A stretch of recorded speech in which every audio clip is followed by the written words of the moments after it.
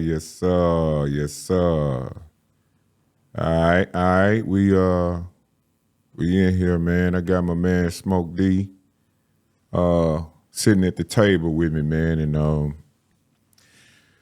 we're gonna talk for a minute, man. The first thing I want to do tonight, man, is put a prayer up, man, for my man Young Bleed. Gotta do that off glass, man, off top. Just got a little bad news for my man Young Bleed, my little brother, my little homie. Of course, a lot of y'all saw him on the Verses the other night doing this thing. And I talked to one of his managers about an hour ago, well, a little less than an hour ago, and he was telling me that he had a heart attack. And we're just going to put a prayer up for him. We're going to throw one up for him. So everybody out there, man, all my people, man, that know Young Bleed. And if you don't know Young Bleed, man, just throw one up for your boy. All right? Smoke D, how you doing, bro? Oh, man, I'm doing good. Just was processing what you were saying there, bro. Mm-hmm. I know everybody don't believe in the same thing, right? Religiously. Take the opportunity to just pray for him on this here, bro. Yeah, for sure. You know? All right. As a matter of fact, man, yeah, let's do that, man. Can you put something together for me, man? Yeah, I can. You know, like I said, I don't want to disrespect anyone else's religion, but yeah. Yeah, man. You don't worry about that, man. Yeah. Okay. All right. Let's do that. Father God, we come to you this evening. We thank you for waking us up this morning. Father, your word said, where two or more are gathered in my name, that you are also there in the midst. So, Father, we know that you're here, and we know the only thing you can't do is lie. Just want to put a prayer up for Young Bleed there. Lord, my heart's so heavy. Just want to pray for the family, his mom, all of the people that know him and love him now. We just, collectively put a prayer for him without any hurt, harm, or danger coming to anybody. That's in right. Jesus' name we pray there. Amen. Amen. Also want to do one time, man, for his son, man. I spent a great amount of time in Baton Rouge with him and his son. He was raising his son. I haven't seen his son for a while, but he was scheduled, man, to come this way and be a guest on the Too Black, Too Strong Mega Blast. But just in honor of him, man, I will be putting up an old interview, a couple of old interviews, man, that I'm gonna repost. And also, you do have a new song, a new album, actually, and you just let me hear a track with you and Young Bleed. Yeah. So tell us a little bit about, man, how we was doing that particular project, man, with Bleed.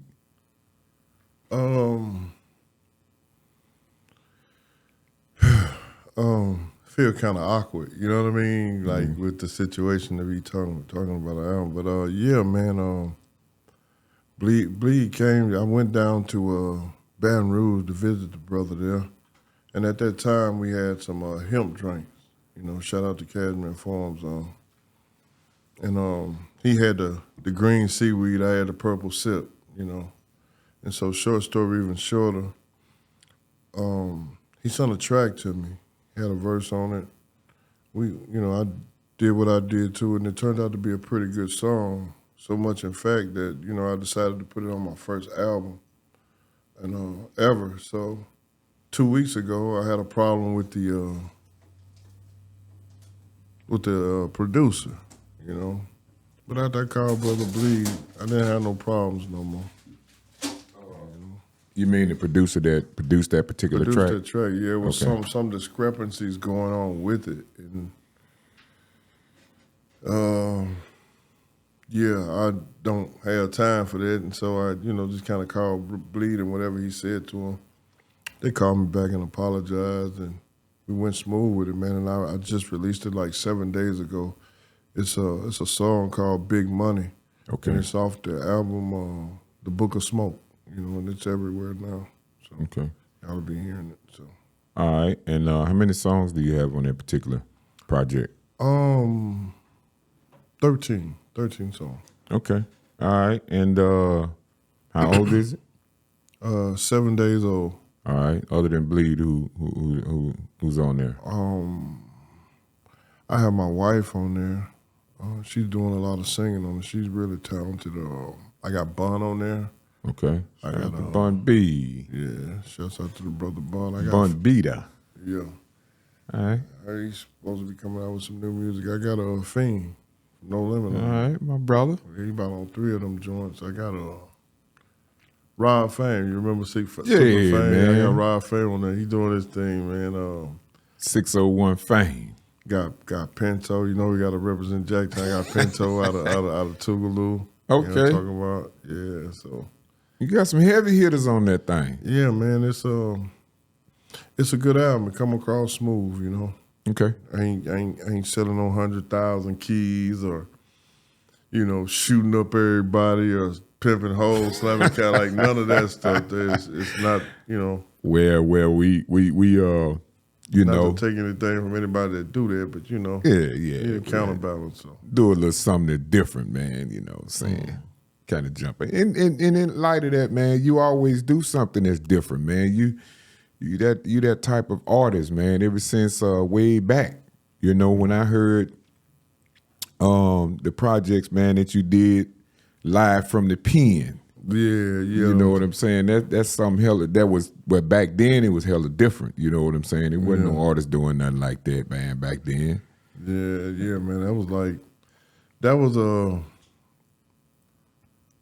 an organic and real time, because like I said, I never expected for Pimp to take their recording and chop it up like that, but he was a creator, bro. So with that, I always had a question, man.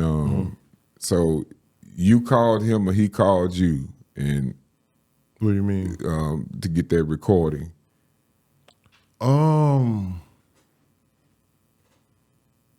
I just sent it. I Okay. just sent it, to let them know I was okay.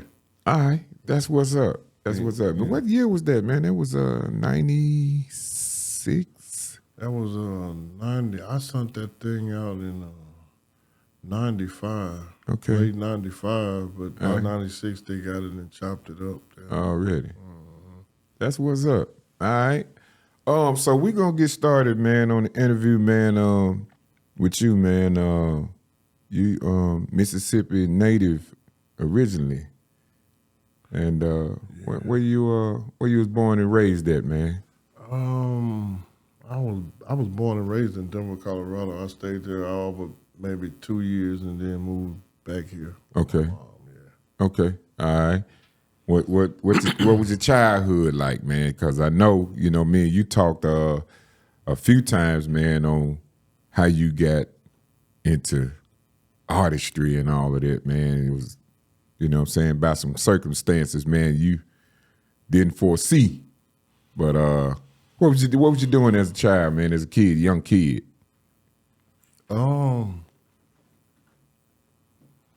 I guess as a young child looking at it, if you ain't never seen something before, then it's normal to you. Mm-hmm.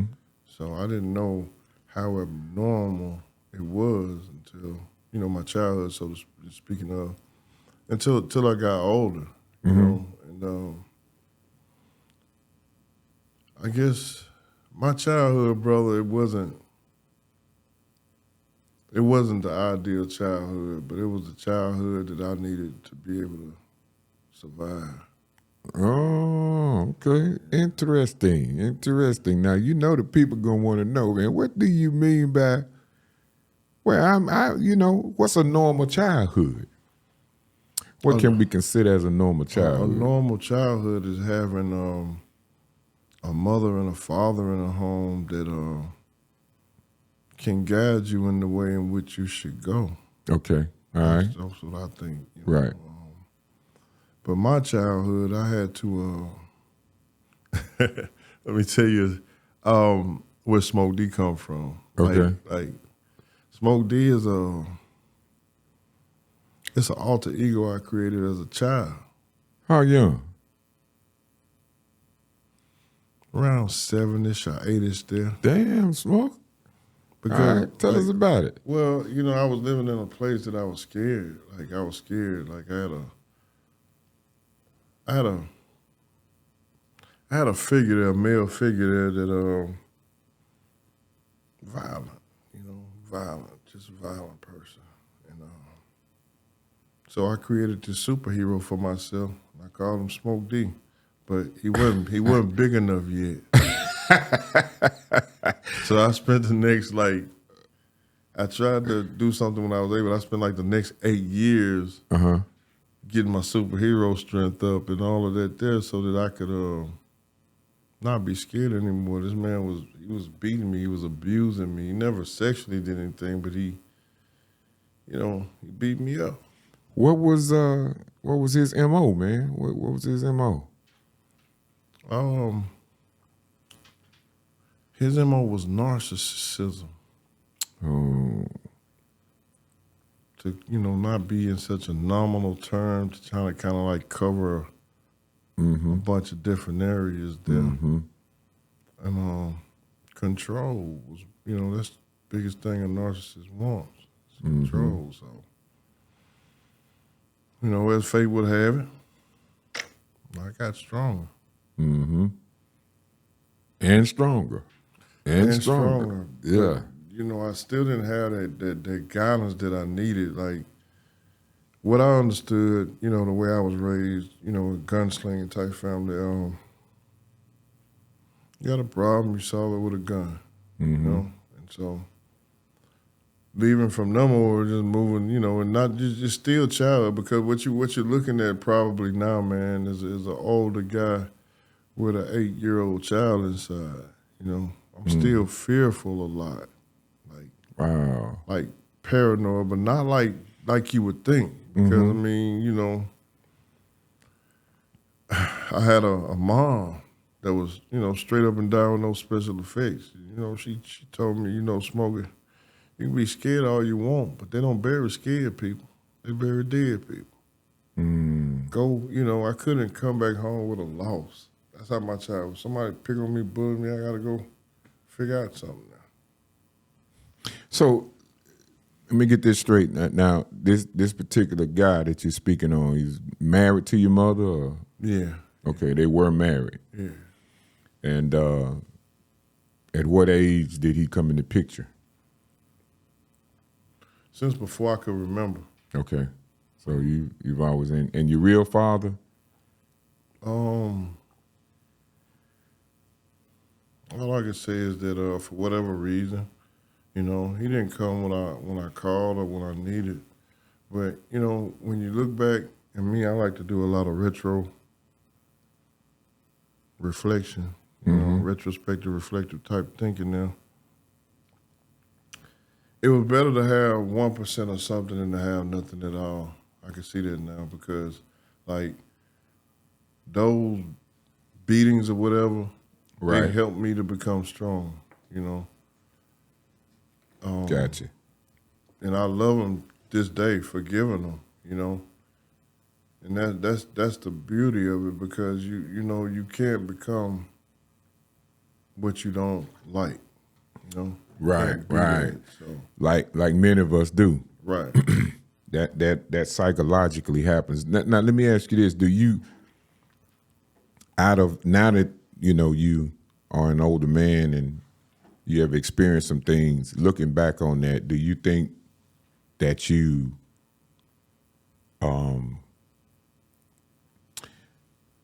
captured,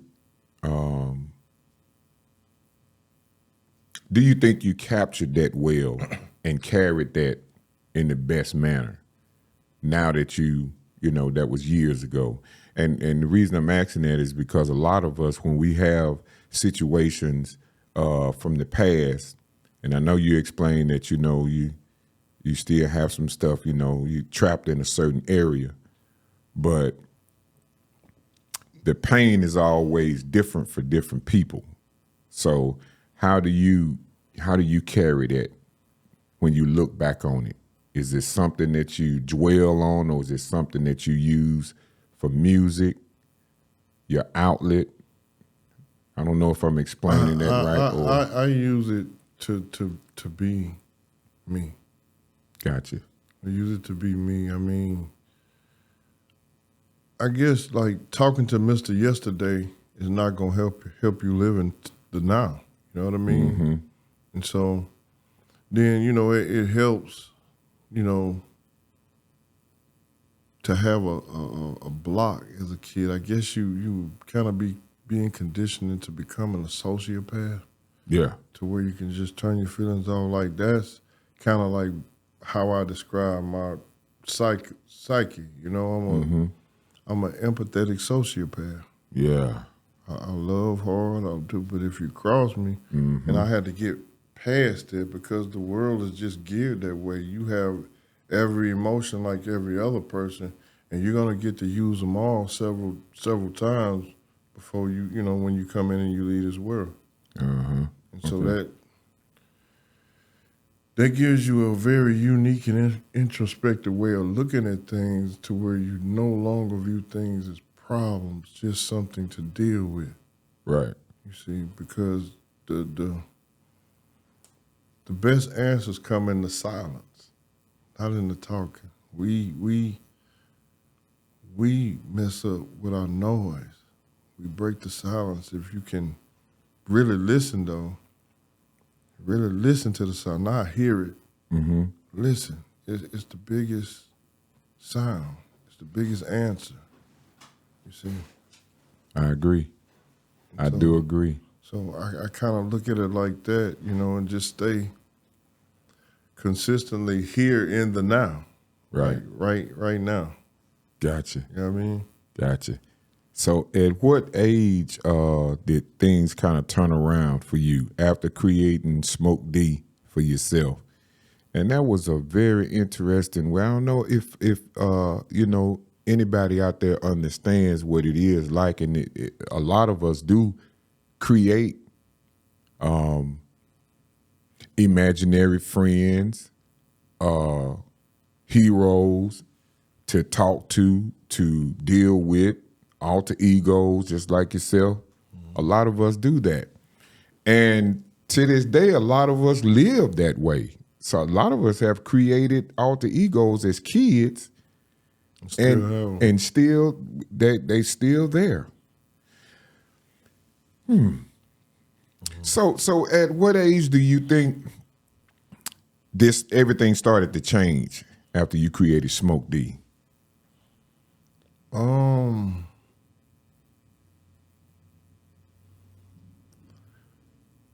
The way I got shocked into it, I was actually incarcerated. I met a guy named Adolph Bryan from Houston, Texas. And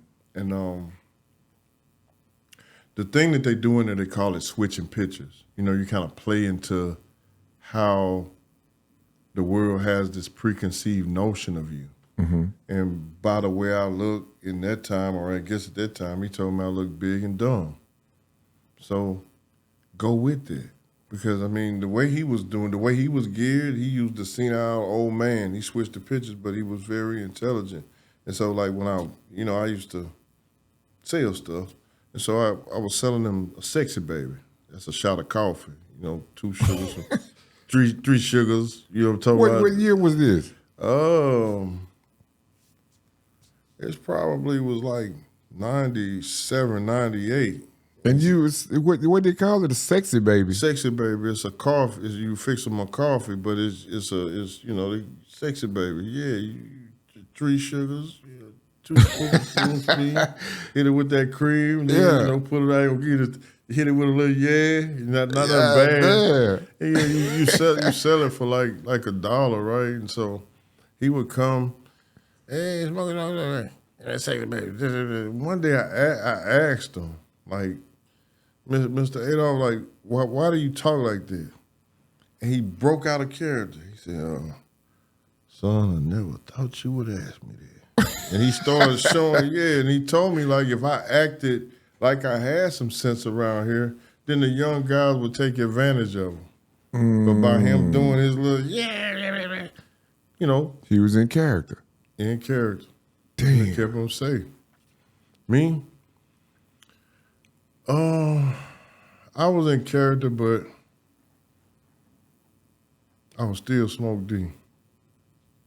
So between childhood and going to prison, what did you do?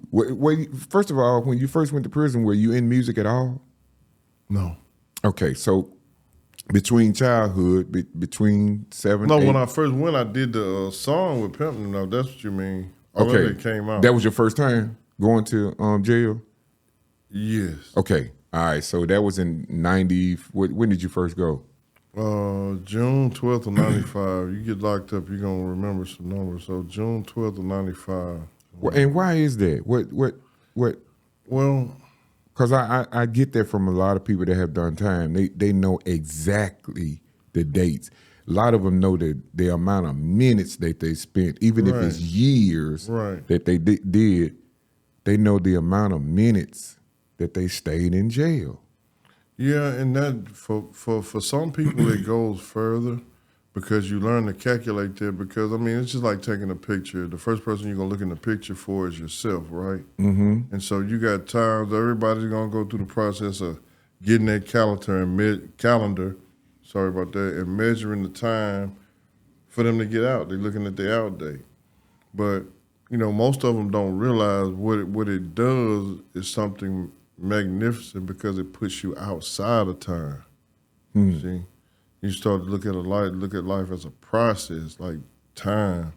That's a method used that man created to control us. You be there at 7 o'clock, 7 o'clock. So when you outside of time, it allows you to be. It allows you to be more. Even though money is important, it ain't everything. It's important. We need to exist, so we have to exist at time. But time is a calculation of somebody else's mind long before us, and it'll trap you in a prison of space and time because like you got 3 things. You got matter, time, and space. Everything works in 3s. You either going in the world, you in it, or you coming out. So if you don't have time, when would you put it in? What time would you put it there? You gotta have it. So if you don't have space, where would you put it at? Then if you don't have matter, what would you put in that space at what time? You have nothing to put there. So it's like that. And time has a way of showing you that it don't exist. I mean, think about brother bleed right now. Mm-hmm. Does time matter?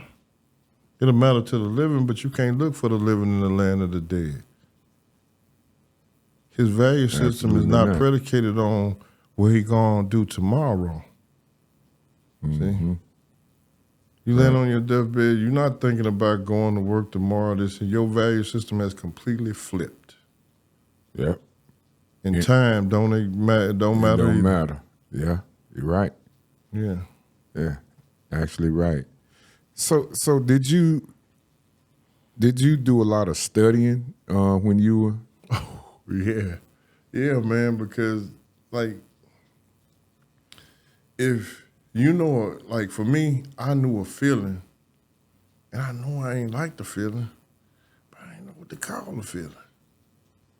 But once I was able to discover the power of words and how to combine them together and put this word with that word and create a whole nother meaning, double entendre, Shakespearean sonnets. I studied a lot of things, but it gave me the ability to communicate what I'm feeling. You know, what I'm feeling, you know, it adds more definition to you, you know.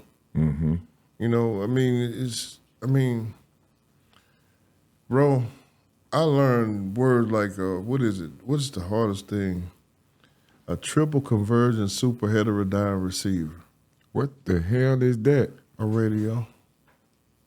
And what say it again? A triple convergent super heterodyne receiver.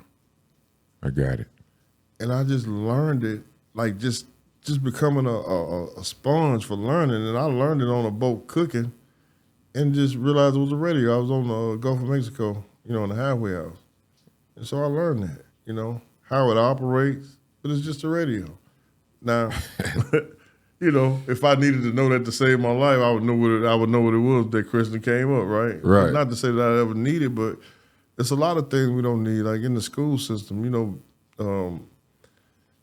1940 something, the Normandy laws invaded Normandy, and that ain't had nothing to do with my real life. Nothing with nothing. Nothing. I'm talking about pure nothing. Yeah. Once you leave it, that's where it's at.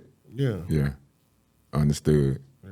So in your younger years before you went to prison, did you study anything? I know you probably, from what you're telling me, after creating Smoke D, you spent a lot of time with Smoke D.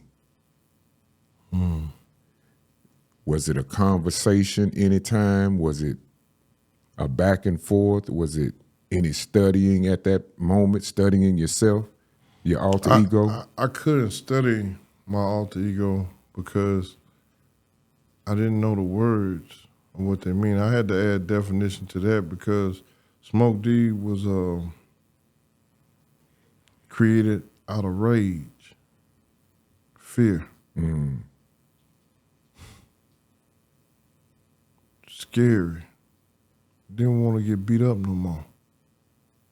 Did you have any places to hide? Did you? Well, first of all, you were the only child? No, I had a younger brother with me at that time. Okay. Did y'all talk? You and your younger brother? No. Again, it goes back to the word we said before, narcissism. We were triangulated. See, so he got a different treatment than I got. And why do you think that was?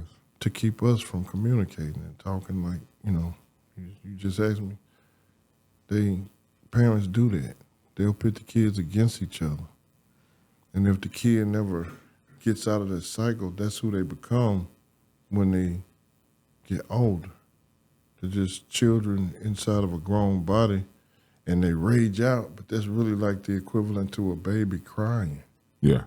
You see? Mm-hmm.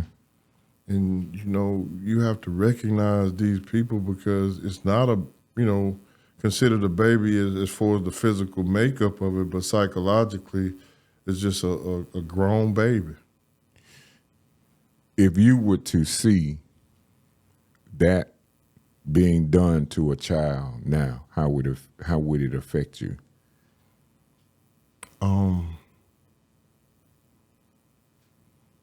It will make me want to help them. Okay. Like I said, it all goes back to communication. Mm-hmm. You can say something because everything goes back to the word of God, right? Right. You have to have God in you. But, you know, he'll be the one to say what's necessary. You have to be lined up and positioned in your heart to be a vessel, to even be able to say something that would have the magnitude that's necessary for the situation. Right. See, I would try to communicate and help. And if you were met with resistance from a father or a mother or the next of kin to that particular child, how would you handle that situation? Would you explain to them or communicate with them in a orderly fashion? I guess, well, I'm going to let you answer that. I would I guess I would first try to understand the situation from, again, a hearing and listening standpoint. Are they hearing me, which means they're going to interrupt me every time I say something? Or are they listening to understand what I'm saying? Gotcha. That will determine whether I talk to them or not. And if it's a situation to where I can't talk to them, then, of course, I'll have my arms wide open. I would help wherever I can. I would pray, but I would most definitely stay out of God's business. Now, what does that mean? You probably went over 1,000 or million people's head when you say stay out of God's business. That's a deep one. I understand where you're coming from. Yeah, because, I mean, let's just say a man had a child, okay? And this guy that didn't know him come and cut his hand off, right? You would look at that and you would say, oh, that's bad. It's really bad. But then the next month comes up, everybody with two hands got to go to the war. You see? Damn. Or if someone, another instance, if I came in here, right? Like I just come to the door and I punch your son, you would look at me and you'd be ready to probably lay me down. And I don't even know your son. But what you didn't know is that I heard a group of dudes outside say, man, I'm finna blow the house up if Smoke don't come here and punch Asiatic Black son. I think like that. So you have to stay out of God's business. It's not what you do all the time, it's what you don't do as well. It's what God don't do as well. Is what does he do? And that's the part to where you ask God what you need to do for him. Because, that's just the way it's been for me, man. I'm I don't know. That's what helps me stay thirsty. What was that song that we just heard? Nobody. Oh yeah. That's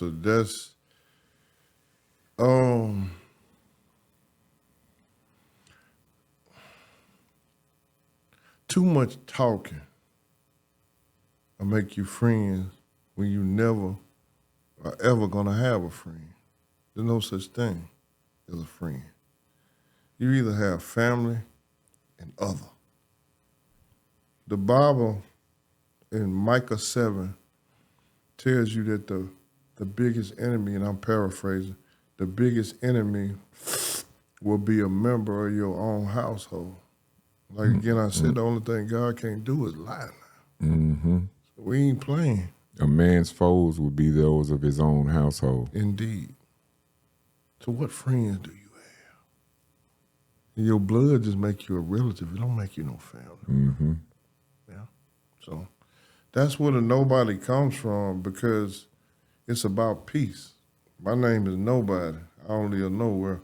That means it's a total social rejection. You're smart too dumb, and you don't even know it. You know why? Because you know. If you know, you know. You ain't gonna never know. That's just the way it is. If it ain't God, what you know?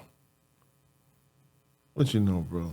I mean, you got like, and I'm gonna say this: anybody that know, just ask them how they know. And when you get through asking them how they know this, how they know, get what they gonna know. I don't know. See, not Mr. How many of y'all feel that? So the album is actually for sale now online. Yeah, it's on all platforms. My main thing, man, was to get something out there that could communicate wisdom. I ain't killing nobody, I ain't selling no 100 bricks. We older and we need a voice. We all need to, us as black fathers, we all need to be a voice for all of the children out there, because that's what they miss. The Section 8 stuff and all that, 1970 when it started right there, took the black fathers out the home. There needs to be a voice of logic, because that's what men are geared on. Women are emotional, and men are logic. They're logical creatures, and that's what's needed. Those two things are needed, but along with a whole village to raise one child. So, If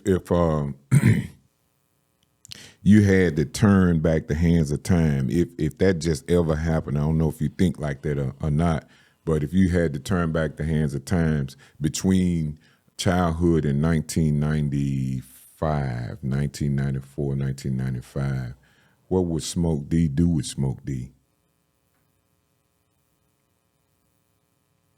I would talk to me. I would guide me. I would show me the things that I didn't know. I would show me a way to go that's growthful, a way to go to where, peace is easy. A way to separate from that which is not created like me, from an internal, because we identify each other by our spirits, right? So Right. I would do that. I would help me understand what I need to do. Okay. What landed you in prison for the first stint? What do you mean? Like, what were we talking about? What was the actual act? Yeah. What was your charges? What Manslaughter. and how did that happen? Are you at liberty to talk about it? I mean, yeah, I'm past it now. It actually was 2 counts of murder, capital murder. In the state of Mississippi. And what year was that? I don't know, 93, right after that, front, back, and side to side. Is it a block on that? What do you mean? Like, do you mentally block that time of your life? No, you can't do that. You gotta, that's not gonna serve you well. And do you find run away from yourself? Huh? Right. Do you find therapy first of all, do you teach the youth? You have any youth programs? Or do you? I have programs that I put together. I had this 501c3, but I don't have all of the have it organized. the intricate details and the methodology of operation, right? Right. You know what I mean? So, understood. I'm looking forward to doing that. I've been going to prisons. I will talk to anybody. I will talk to anybody. It does not matter if you're willing to listen, because all it is just me being able to share my experience, my real experiences with people to help them look at life more introspectively. Right. Not make, So, yeah, man. And with those 2 counts that you got charged with, were they self-defense or what were the circumstances? What happened? Well, they dropped 1 count completely, and then they dropped the other one down to manslaughter, because I didn't go there to rape, rob, or kill nobody. These were people, that I knew. Wow. Okay. You said 90, what? Probably about 93, 92, and it was after the first album? Yeah. Explain, how did you get, let's step back for a minute. How did you get into music? Explain to the people how you got into music. Blakk. Yeah, that's my partner there. Blakk was I met Blakk he was doing the music. He had a rap group called the Black Knights out of Crystal Springs, Mississippi. Okay. And he asked me because I just was, I come from the your mama joke era, the joking and stuff, the Dolomite and all that. So I was into a lot of that stuff. And you cracking on folks? You joning folks, man? What was you doing, Smoke? Well, no, it was like it was one of those things. You country. Me, I'm country as a corn on a cob. So right. We would walk the pathways. The nature boys running the pathways at night, and right. that was one of the things that we would do. We would do them, them jokes on your mama, your mama jokes, and so. Yeah, I ended up. He asked me to help him write a song or do a verse on the song. Yeah, do a verse on the song called "Dead and Gone." Just out the blue? I mean, you had what, you surrounded? Y'all had little groups or something? Yeah, I could do the freestyle and stuff. Oh, That's what they know okay, him from okay. doing. So yeah, Okay. so yeah, we did that. It went to 90.1. I think y'all did, was it Shake 'em Up sound? Too Black, Too Strong, and Too and Strong the Shake 'em Up sound show, right? and the B-Boy rap session. Yeah. Mm-hmm.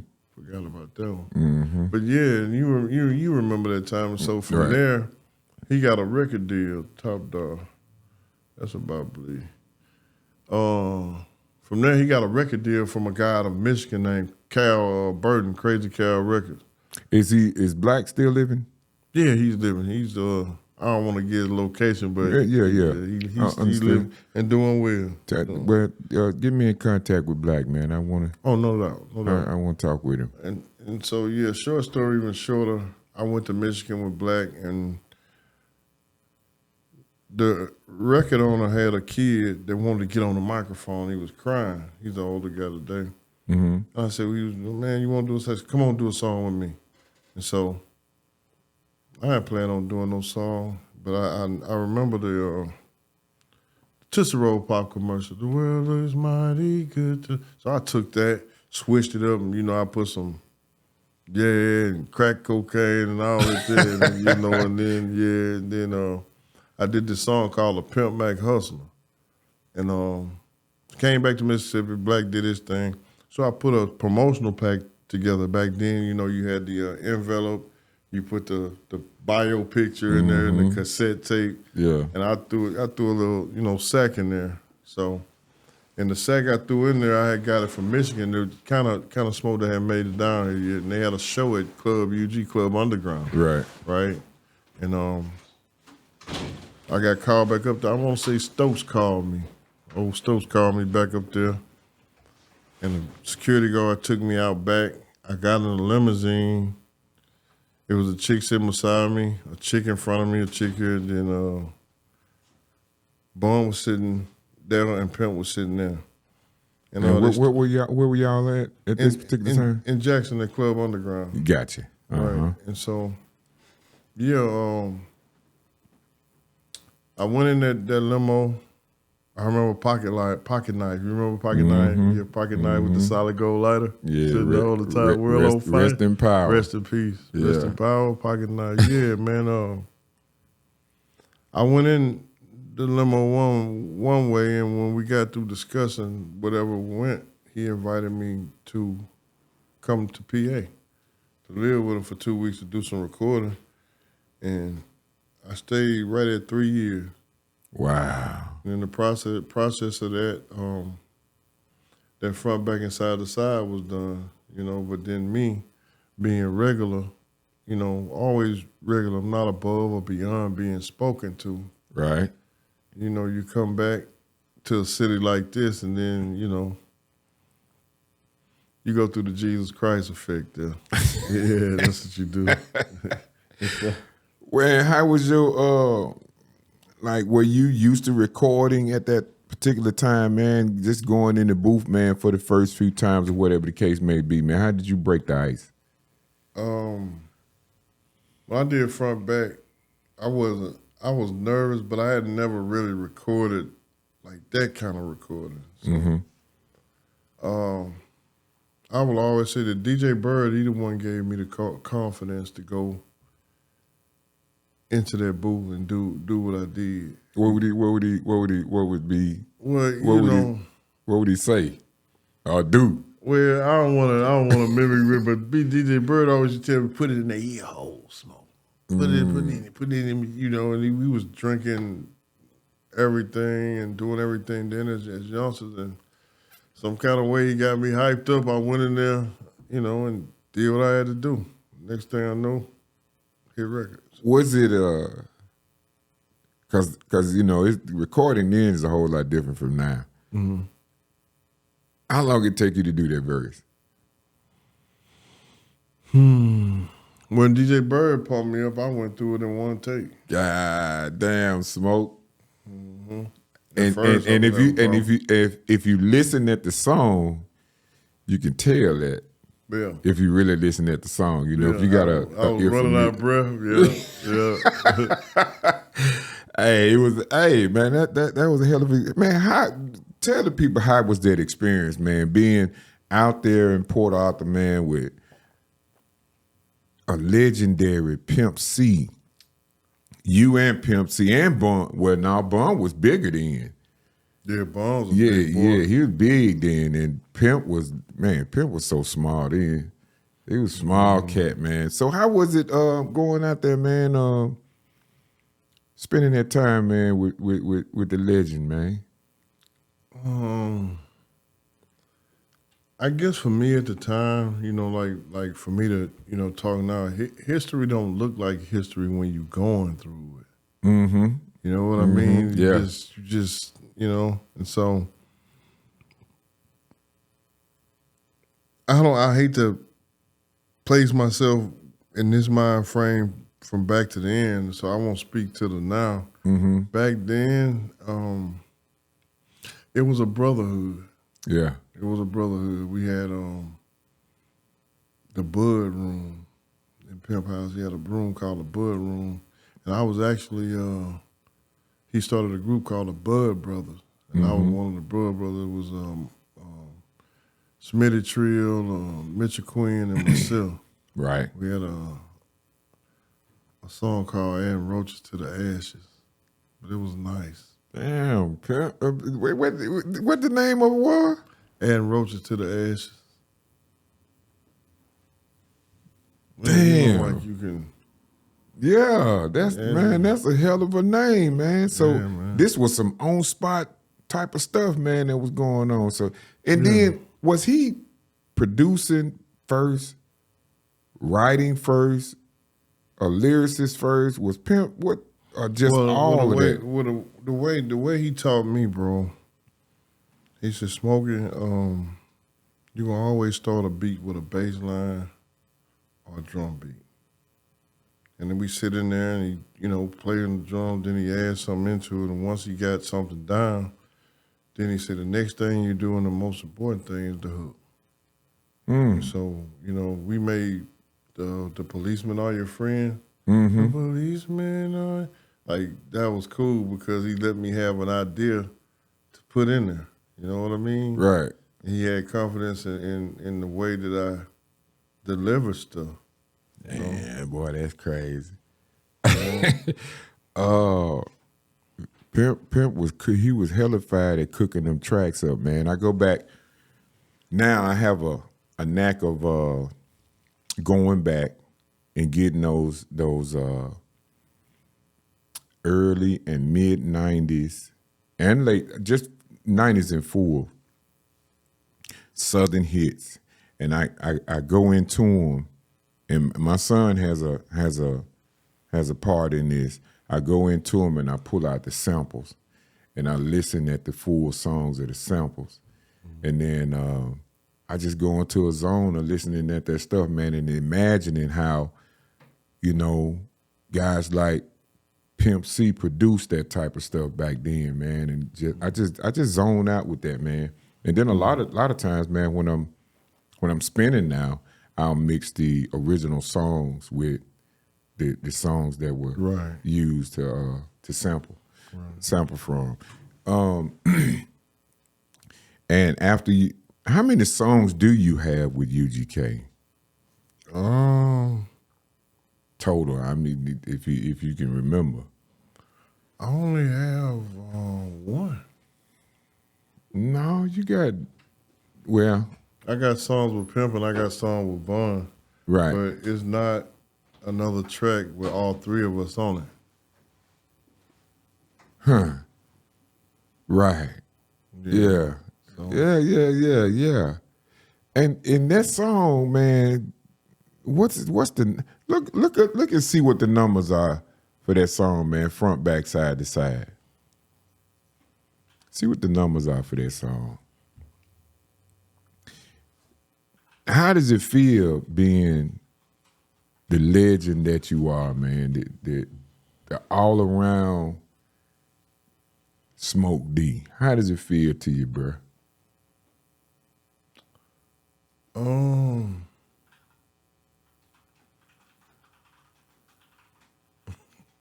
That's strange that you should ask that. How does it feel to me? It feels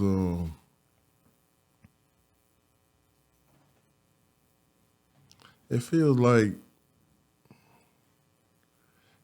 I ain't ate yet. That's how it feels to me.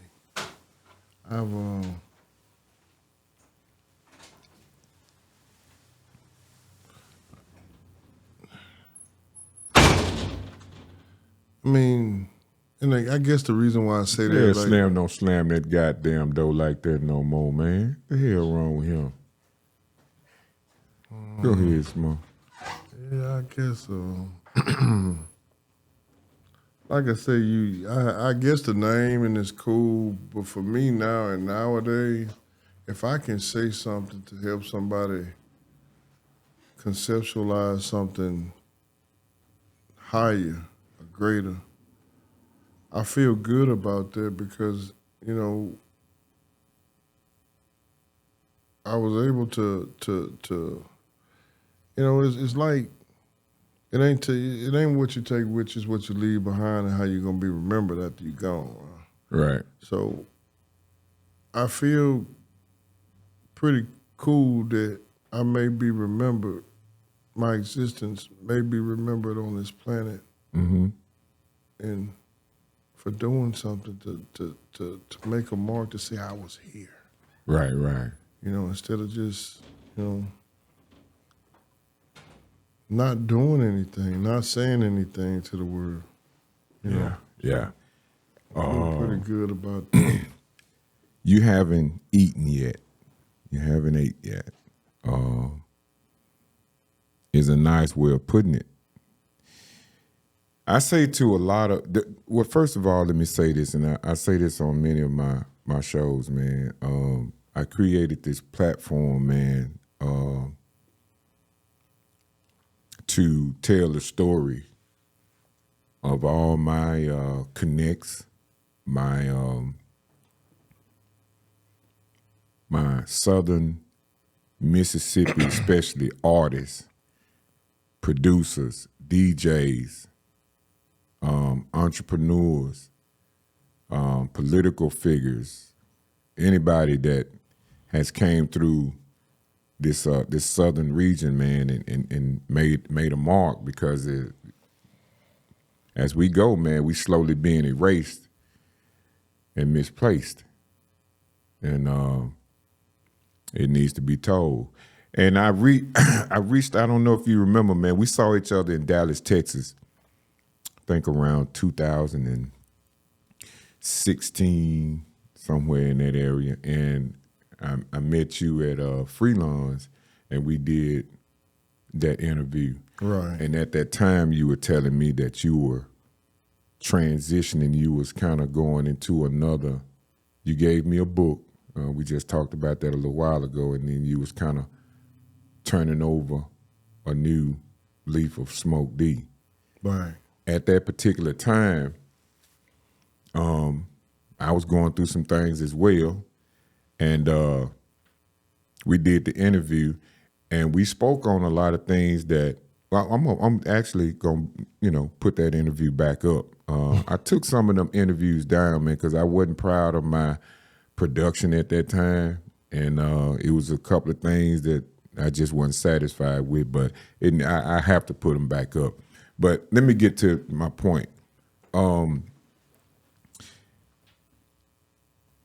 What do you think you have to do? It's because I see it on you.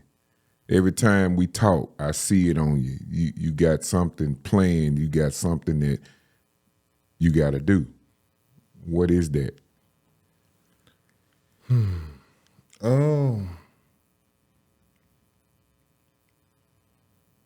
In short, just follow God. Are you developing as you go? Is there something that you got your that you have on your timeline personally? Yeah.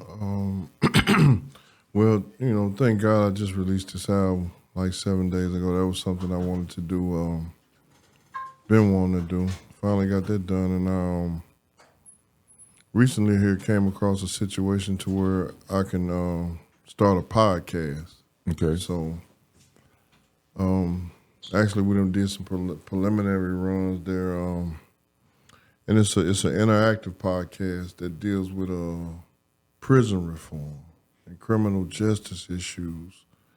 So, like I said, for me, I'm more famous in the prison. My fame is more in the prison system. You know what I'm saying? Because like that was just a part of what I needed to do to become the person that you're seeing here today. So, if you're going into prison, or you're in prison, or you're coming out of prison, this podcast is set up and geared, like I said, to be interactive, to answer pertinent questions as it pertains to getting people help or the right information that they need, or some assistance. Got a few situations set up to where some folks can get help. Or just bringing lawyers in, to ask so that the people that's calling in can ask real questions to real lawyers and get a real answer. Or, maybe talk about a particular bill or a policy or something. I'm going to advocate for voting, of course, and the expungement situation. And so just bringing a lot of like-minded people to a situation and, to help some guys out in there, man, because like when you're incarcerated, you don't have any love coming from your home, man. Absolutely. It's a bad space there. I was doing, I don't know if you ever saw it or not, but I was doing prison pep rally during the so-called COVID season. You was telling me about that. And I just revamped it. I did New Main Bradley a few weeks ago, and I took it. I didn't take it back under, but I'm actually working on getting some inside help to have people to call. I hear so many people, man, say, man, I haven't heard from my father, my brother, my son, since they went to prison. And I want to be on that side of it with anything else. So it's I might need some advice from you. Yeah, man, that's no problem. I have a program called Inside Outside Dads, Wow. And it's a way to get the fathers connected to the children. You know what I mean? And a more, based on what the state gives you, the rules and regulations or whatever, but that's an important thing. It's like comparing the price of something to the cost of it. I mean, we are victims of our own device, and we're going to have to take our lick for what we do. But at the same time, the cost is being away from the child who had nothing to do with what you did. The price, you paying for it, but you didn't count the cost of what it was going to cost your family. And so, it's a hard thing to watch your child grow up on a picture, not to be able to touch them, not to be able to, engulf the same air that they'll eat a piece of chicken together. You dig what I'm smelling? So it's it's a good thing, man. I understand from a unique perspective because I was able to educate myself in there and kind of bring some information back out here as it pertains to how I'm one of them. I was that guy on the bunk, you know what I mean? Staring up at the bunk, got my picture stuck up with toothpaste, under the bottom of the bunk, watching my kids, wondering what they doing and stuff like that, How many kids do you have? Oh man, goodness. Oh damn! Well, I ain't ashamed. Like, no, I got 10 kids, man. I got a lot of. I knew you was gonna do that, bro. You down bad for that, bro. Hey man, I didn't. Hey, honestly, I didn't. I'm gonna be honest with you. I didn't really know. I knew that you had some kids. I knew there was like 4-ish, 5-ish, maybe 6-ish, but I didn't. Yeah, man. I know. I have my recent one though. Is 2 weeks old. My name is Zaya Sky. Hey, my oldest is 31. What's the youngest name? Zaya Sky Southwell. No disrespect to my other kids calling their name Bree. Man, that's crazy, man. Yeah. Man, how the hell you come up with, man, what's in your brain, man, to come up with these names, man, the way you play word play, man? What? Well, I mean, for the most part, like names have meanings to them. Absolutely. So you know, I don't want to, like, Zaya Sky means the light of heaven. Mm-hmm. You know what I mean? So, you know, that has a meaning to it as opposed to,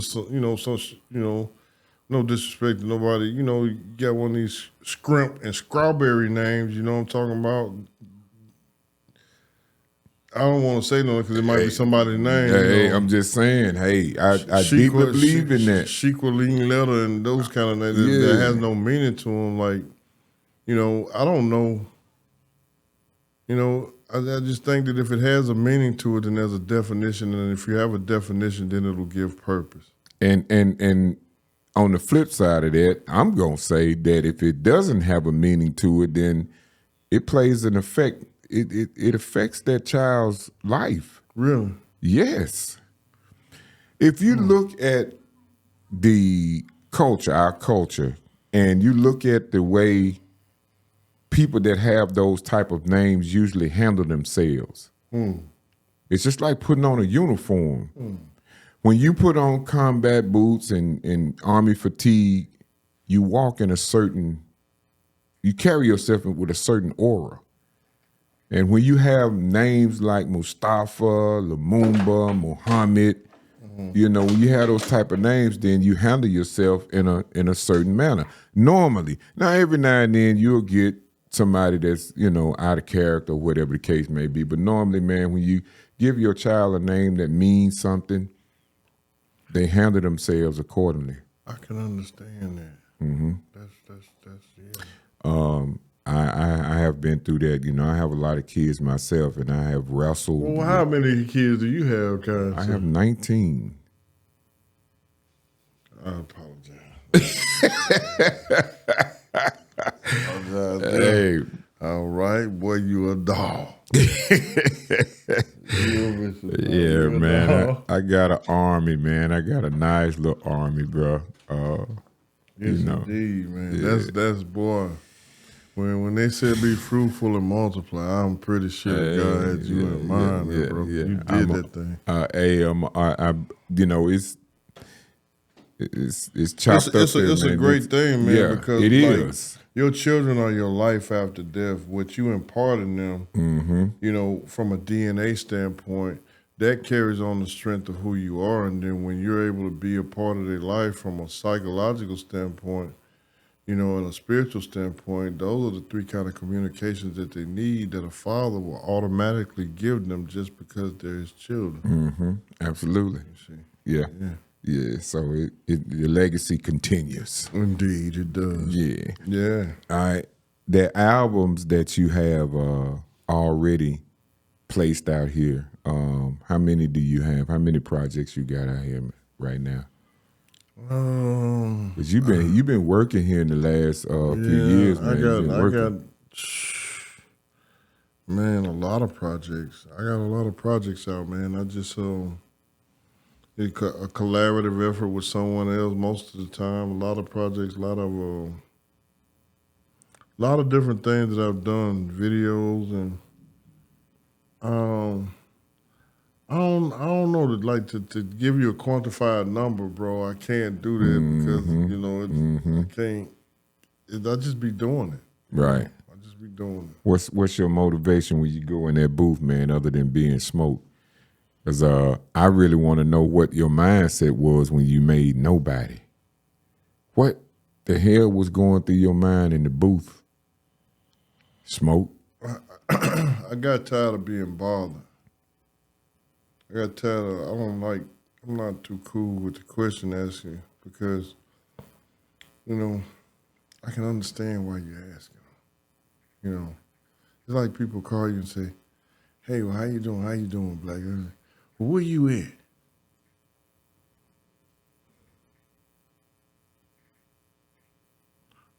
And you know, and I have to probably answer like I'm right here. Where are you? When you do that, do people get upset with you? No, I don't. I choose not to engage. You see, because sometimes the best thing to say is just nothing. Because I mean, you got to stick to the things that matter. You know what I mean? It's more than just talking to you or just in rhythm. Because if you ask me how I'm doing and I say that I'm doing bad, will you help me? If you tell me you love me, and then when it's time to love me, and I say that I, you know, got this problem, will you gonna help me? You know, or just anything like that. Very rarely will you see people just call to check on you for your welfare, for your psychological well-being. They call, and most of the time they call with an agenda. That's been my experience. They may, 44 fake yacht, call this week, then call back next week, but it's still an agenda, at play, and it's okay. Building up on it. Right, and so it's okay because we all supposed to be used, right? We supposed to be used. If I'm using you, you using me, that's a good thing, because if we can't use each other, then we're useless to each other. See, when they get it messed up, they start misusing and freeze. See, that's when all the extra, so you gotta run from that. Do me a favor, man. Let me dig in your ear hole, man, in your mouthpiece for a minute, and man, I need to hear that hook, man. Can you tell the people that hook? You can play it. You can play it. You can hear it. I don't want to get that copyright thing. I don't want to, because I'm not gonna sue you. Play it. Play that song. Yeah, and, play that. Yeah. Yeah, bring. You know how to screen share it? Yeah, play that. I want to hear it. Yeah, man. It's just a peaceful thing. When while you were recording it, first of all, do you don't get high no more, do you? No. Okay. How do you come up with shit like that not high? And I'm a sober man myself, so I understand I can take myself places, but for those writers, for those artists, man, that claim to have to get a certain high in order to be creative. That's a trick from the devil. I understand that. Like, okay, think about it. If you're getting high, you're taking a mind-altering substance. How you gonna be straight? How are you gonna, you may get the song done, it may feel like you doing, but you can always conceptualize any kind of ideological thing that you're doing better when you're not under a mind-controlling substance. Don't make no sense. Right. So you're gonna be better. Not to say that you wouldn't be still great at what you do if you're high, but, God ain't make us that way. Why did you look like that, man? Hey, if God wants you to be feeling like that, you'd have been born like that, bro. You ready? All right, nobody. Live from the streets of Jackistan, you understand? It's your boy, Smoke D. We got killed on the scale. And we ain't giving up no times, no names, and nigga, my name is nobody, I don't live nowhere. And we don't know nothing, stay from around here. You're quiet too loud, you're fast too slow. You're smart too dumb, and you don't know that you don't know. My name is nobody, I don't live nowhere. And we don't know nothing, stay from around here. You're quiet too loud, you're fast too slow. You're smart too dumb, and you don't know that you don't know. 1-800 tell God on Jesus, Pinocchio and sugar teeth, honey bunny, funny man, monkey showing. Got much less than what you show, talk much more than what you know. Thinking super slow, fast, moving fast, super slow. Niggas that I thought I knew, I know now that I did not know. That's why I came before I lived, just to be gone before I go. Tuna fish smell like a skunk, bitch, you the booty meat. Uncircumcised Philistine, your sins remain and I ain't playing. The devil gon' tell God on me. me about you. Tried to sell me a lie for free and charge me like it's the truth. The lemon squeezy, frosty, freezy, nighttime, sniffly, sneezy, coffee, achy, stuffy, head fever, so you can rest my easy. Name is nobody, I don't live nowhere, and we don't know nothing. Stay from around here. You're quiet too loud, you're fast too slow, you're smart too dumb, and you don't know that you don't know. My name is nobody, I don't live nowhere, and we don't know nothing. Stay from around here. You're quiet too loud, you're fast too slow, you're smart too dumb, and you don't know that you don't know.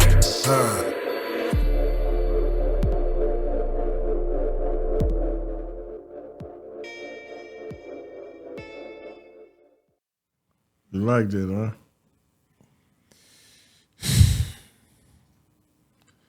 Yeah, man, y'all go pick up that new album, The Book of Smoke. It's like that all the way through. Just pop it in the ride. Man, that's a hell of a damn song, bro. That's one of them songs, man.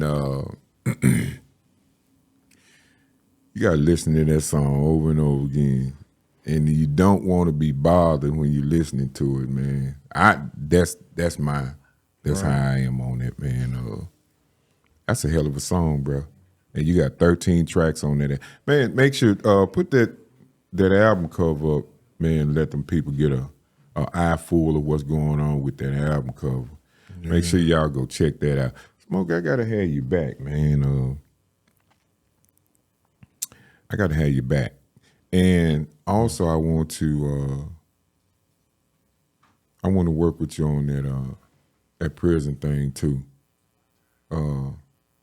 I've been trying to figure out a way, man, to get inside of there, man, and do what I do. You know, I don't know if they allow that or not, to go into the prison system, man, and entertain. Well, they will. I have my wife and I have been able to go in and put on a show. You know what I mean? Put on a show. Really? Do some motivation, man.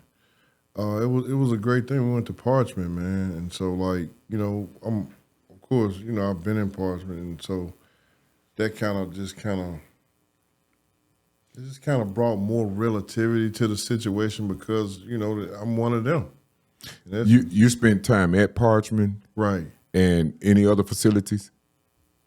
CMCF, just CMCF and Parchment. Okay, all right. Yeah, man, I actually went back to the same building to do the perform white perform.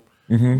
Brought a little freedom in there to where they desensitized TV programming and that kind of stuff. Mm-hmm. And bring some hope and inspiration. But that was a good thing because my wife was able to sing a song that I wrote maybe 20 years ago in that same camp. You know what I'm saying? So it was dope. Damn. Dope. How did that feel?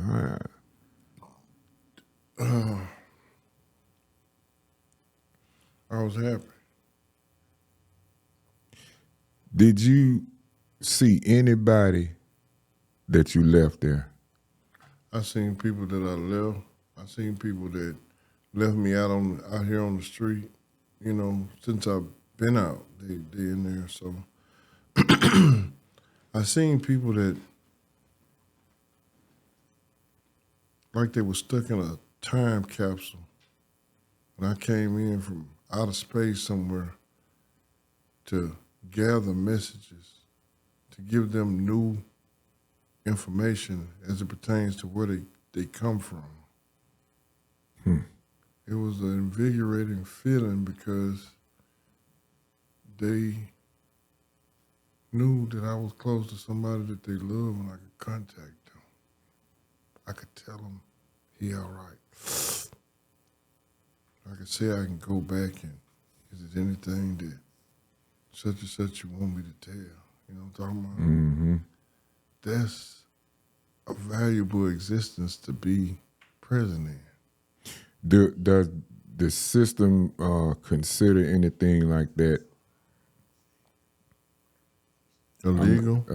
I'm not going to. Well, yeah.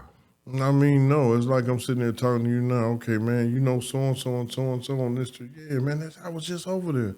Because the way that the prison reform system is set up, that we would like to get the situation involved, is that it's bridging the gap between the people that are incarcerated with the families of the incarcerated. And if you look at Jackson and the demographics here, everybody knows somebody that's locked up. You know what I mean? Right. So if you do outreach block parties with the family members of the incarcerated, that gives you the relativity and the communication, if you're going through every neighborhood, to go to these different prisons and say, hey, man, so and so and so, I heard you, and you had a brother out of Tougaloo, right? From Tougaloo.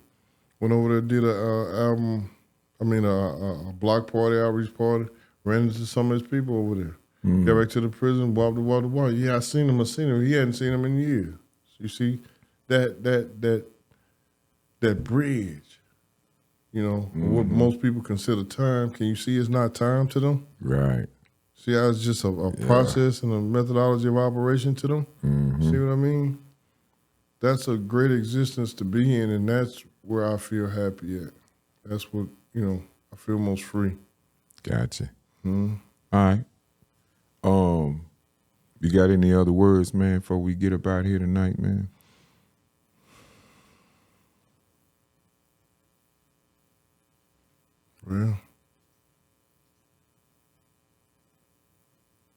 Well, just go with God, man. Just go with God, All right, people, man, this has been a good sit down, man. I got some, sorry it's so short, but I don't know about smoke. I got some couple of things I need to do, man, and I got a slightly heavy heart tonight behind the message that I got. Shout out to Boo Rossini. Shout out to Master P. Shout out to my girl Kiki. And shout out to Chris, manager Chris, man, that was involved with giving me the information about my brother Young Bleed, my little brother Young Bleed. And that's a heavy one on me. And also, Chris told me to get back with him, man. He's gonna connect me with Pimp's son. Which one? I don't know which one. We didn't talk about it, but he's doing music now and he's managing him. Oh, okay, yeah, that's Corey, I believe. Okay, yeah. So I will have him on the show coming up pretty soon. But it's been the 2 Black 2 Strong Mega Blast. What was that first song, man? I heard. Your wife, yeah. Oh, that's a dedication to Pimp C. What's the name of it? Pimp C. Pimp C. Play that Pimp C on the way out. Play that It's Butter Baby commercial first. Shout out to my girl Jackie. It's Butter Baby. That's the butters that's sitting on my table right now. If y'all want some, need some, it get rid of a whole lot of stuff, man, for all you people out there with them rust ass feet. Yeah, it'll take care of that, man. And you can put that on your hair, your face, your lips, your arms, your legs. You understand? And put it on the bottom of them feet, man. Quick kicking skin off your off your folks' shins in the bed. And anyway, man, play that It's Butter Baby commercial, man, and then come on, we're gonna go out, man, with the Book of Smoke. Yeah, Book of Smoke, man. Gonna get a Young Bleed on there too. Yeah. Brother get better, yeah. All right. 10-4. We out. 2 Black 2 Strong Mega Blast. All right. Try It's Butter Baby today and see what makes us so different. You can smell like this, or this. Made from all natural botanicals, herbs, extracts, and oils, try all 30 aromatics.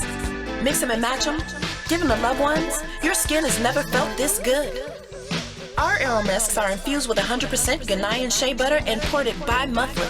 Packed rich in vitamins and minerals to ensure its vitality, of course. Oh, and we let it whip and whip and whip, and we whip it right. Helps fight psoriasis and eczema, severe inflammation, acne and diaper rash, razor bumps, stretch marks and discoloration, dry, cracked feet, and more. Even the bees love it. That's because it's earthen. It's Butter Baby. All natural earthen skincare. Try its Butter Baby today and make your skin happy. It's by the grace of God we able to do these things, man, have things. And you know, and even with all of this, you know, if I could bring a certain person or some certain people back to this world from the afterlife, I would give all this shit up to do it, you know what I mean? Because at the end of the day, hey man, you know what I'm saying? We can't take this shit with us.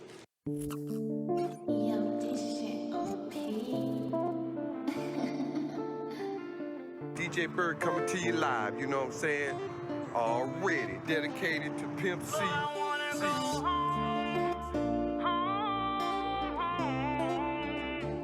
Lord, take me home, home, home. Hello, I can never say goodbye. My beautiful angel in paradise. I'll be home soon after this life to see you later again. Hello, I can never say goodbye. Still wondering deep inside of my mind. Life's best stories coming God's time. I'll see you later again. I am is true what I mean, like 7-6-13. They gave life to trill life, they gave life to a dream. Life ain't living without love, loyalty, and respect. You're not here, but you're here, behind my eyes when I check. Familiar strangers living life existing outside of time. I came to leave you a blessing that will forever be mine. My feet been falling off the ground, living a life that was lost. And even though you paid my price, you never counted my cost. You always kept it real with me from the humble beginnings. Stories told beyond time, eternally without ending. Cold summers, hot winters, memories to remember. But I forgot to forget, just to forget to remember. Never say goodbye. My beautiful angel in paradise.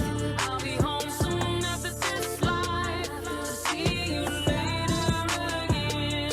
Hello, I can never say goodbye. Still waters running deep inside of my mind. Life's best stories coming God's time. I'll see you later again. King of the underground, king the drill, God identified by spirit. More than words could ever say, the silent noise I can hear it. You were the first from before a distant place and time. I close my eyes to see your face from inside of my mind. UGK, worldwide, front and back, side to side, riding dirty, shining clean. If you are holding, you can't ride. So unexpected, accepted, respected, never neglected. Forever UGK for life, the legacy is protected. Minutes, hours, days, weeks, months, and years. I'm gonna pack my bags and go far, far away from here, here to a place that my heart has always known. Because it's not where you breathe, it's where you love, and you're never far away from home, home. Hello, I can never say goodbye. My beautiful angel in paradise. I'll be home soon after this life to see you later again. Hello, I can never say goodbye. Still waters running deep inside of my mind.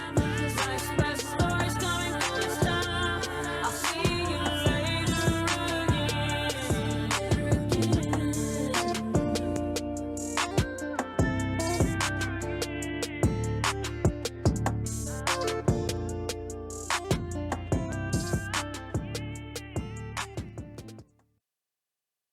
All the way live from the 225, all the way from Bleed with the seaweed to my brother Smoke D with the purple sip in the sip, man. Y'all hold up, roll up, pull up, do what you gotta do. We out here.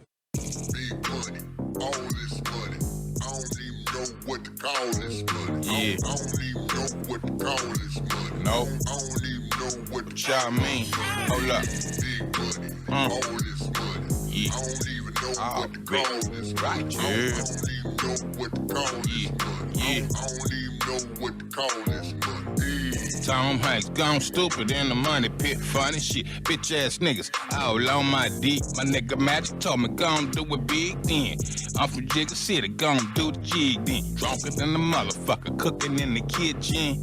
trap though. Pay a motherfucking attention. This is me, I'm a G. I put my last 2 cents in, and I ain't never got a motherfucking pension. We don't talk to police, so that pussy boy was sent in. Looking like a Ren 1010. All I do is talk over beats. That's the life of Glenn.